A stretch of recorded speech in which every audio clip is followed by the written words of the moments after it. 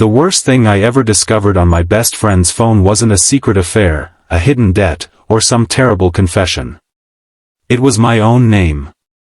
I had borrowed his phone because I was lost, stressed, and running late, and when I opened his contacts to call myself for directions, I saw it staring back at me, "Don't text him drunk." For a few seconds, I couldn't breathe. My best friend, the person who had known me since we were teenagers, had saved my name like I was some embarrassing mistake he needed to protect himself from. And the worst part? I knew exactly why he had written it. Before I tell you how that name changed everything I believed about our friendship, take a moment to like this video, share it with someone who believes in second chances, and subscribe to Ripple of Kindness for more stories about friendship, forgiveness, and the moments that quietly change our lives. His name was Daniel, and for almost 15 years, he had been the person I called when life became too heavy to carry alone. We met in high school when neither of us seemed to fit anywhere. I was the quiet kid who preferred fixing old electronics to talking to people, while Daniel was the kind of person who could walk into a room full of strangers and somehow leave with 10 new friends. We were opposites, but somehow that made us inseparable. Through college, terrible jobs, broken relationships, birthdays, funerals, and countless nights sitting in cheap diners talking about dreams we were too afraid to chase, Daniel stayed. Then my life began falling apart in ways I didn't know how to admit. My father died unexpectedly, and 6 months later, the woman I had planned to marry told me she couldn't spend her life watching me disappear into grief. She left quietly, without a dramatic fight, and somehow that hurt even more. I stopped answering messages. I stopped going out. I started drinking alone in my apartment because alcohol made the silence feel less sharp. Daniel noticed, of course. He always noticed. At first, he came over every evening with food. Sometimes he didn't even knock. He would simply walk in, put a bag of takeout on the kitchen counter, and sit across from me while I stared at the television without knowing what was playing. When I refused to eat, he would leave the food there anyway. When I refused to talk, he talked enough for both of us. He told ridiculous stories from high school, complained about his boss, and once spent 20 minutes explaining why a pigeon outside my window was obviously planning a criminal operation. I pretended not to care, but those stupid stories were sometimes the only reason I made it through the night. The drinking got worse. Daniel never judged me, but he began setting boundaries. He told me he would always answer if I needed help, but he wouldn't lie for me, cover for me, or pretend I was okay when I wasn't. I hated hearing it. When you're drowning, sometimes the person throwing you a rope feels like the person accusing you of falling into the water. One Friday evening, Daniel invited me to a small gathering at his sister's house. I promised I would come sober. I meant it when I said it. But before leaving my apartment, I found an old photograph of my father in a drawer. Something broke inside me. I opened a bottle, telling myself I would have one drink. One became two. Two became enough that the room started moving slightly when I stood up. I went anyway. Daniel took one look at me and knew. He didn't embarrass me in front of anyone. He simply stepped outside with me and asked if I wanted him to drive me home. I became defensive, angry, and ashamed all at once. I told him I didn't need a babysitter. I told him I was tired of everyone treating me like a broken person. Daniel stood there in the cold evening air, looking at me with an expression I couldn't understand. He finally said something that stayed with me for years. He said that being broken didn't make me worthless, but pretending I wasn't broken was keeping me from healing. I walked away. For the next few weeks, we barely spoke. Then came the morning of the phone incident. Daniel and I had planned to meet someone about a job opportunity he had found for me. It was a small position repairing equipment at a local company, nothing glamorous, but it was steady work, and more importantly, it gave me something to wake up for. I was driving to meet him when my GPS suddenly stopped working. My phone battery was almost dead, and I realized I had no idea where the building was.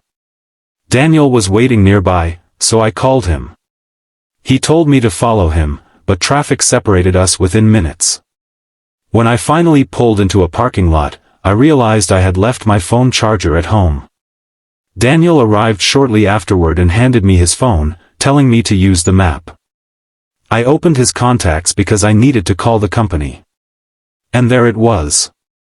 My name. Don't text him drunk. My stomach dropped. I stared at the screen until the letters blurred. Suddenly, every unanswered call, every strange pause, every time Daniel had asked whether I was sober before talking to me seemed connected. I imagined him showing my name to his friends and laughing. I imagined him telling people I was an alcoholic, a burden, a problem he had been forced to carry. When Daniel returned to the car, I held up the phone and asked him what it meant. His face changed immediately. For a moment, he didn't speak. Then he sat beside me. He explained that months earlier, after one of my worst nights, I had called him at 2 in the morning. I had been drunk, crying, and furious at the world. I had told him I wanted to disappear. Daniel had driven across town, found me sitting on the stairs outside my apartment, and stayed beside me until sunrise. The next morning, when I was sober, I had told him I didn't remember much of the conversation. Daniel said he had been terrified that one night I might call him drunk and say something that meant I was in serious danger, but he might dismiss it as another drunken call because he had grown used to them. So he saved my name as a reminder. Not because I was annoying. Not because he hated me. Because he was scared of losing me. Then he told me something I had never realized.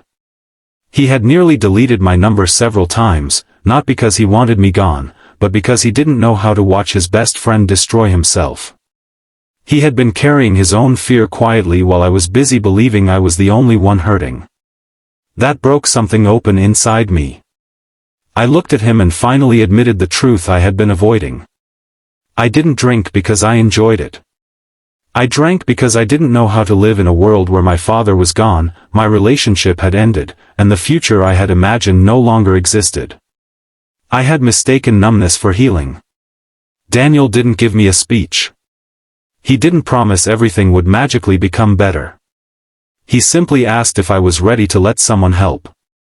For the first time, I said yes. That one word changed my life. I got professional help. I stopped drinking. I found work. I started fixing old radios again, something my father and I used to do together. Healing was painfully slow. There were mornings when grief returned like a storm, and there were nights when I wanted to run back to the bottle. But Daniel never treated recovery like a straight road. He understood that some days were victories simply because I got out of bed. A year later, we were sitting in the same cheap diner where we had spent so many nights as teenagers. Daniel pulled out his phone to show me a picture. I saw my contact again. But the name had changed. It no longer said, "Don't text him drunk." It said, "My brother." I laughed, then unexpectedly started crying. Daniel looked embarrassed and told me not to make the moment weird. I told him he had already made it weird 15 years ago by becoming the brother I never knew I needed. We sat there in silence, and for once, the silence didn't hurt. That day taught me something I wish I had understood earlier. Sometimes the people who set boundaries around us aren't pushing us away.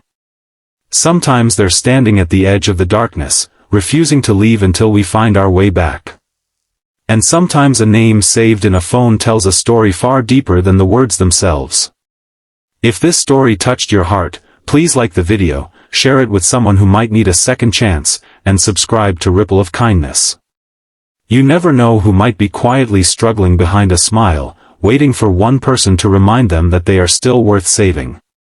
Before the story ends, I want you to comment one simple word: second chance. Let it be a reminder that people can change, friendships can survive, and even the darkest chapter doesn't have to be the final page. Because sometimes, the person who knows your worst moments isn't the person waiting to judge you. Sometimes, they're the person who knows exactly how much you're worth, and refuses to give up on you.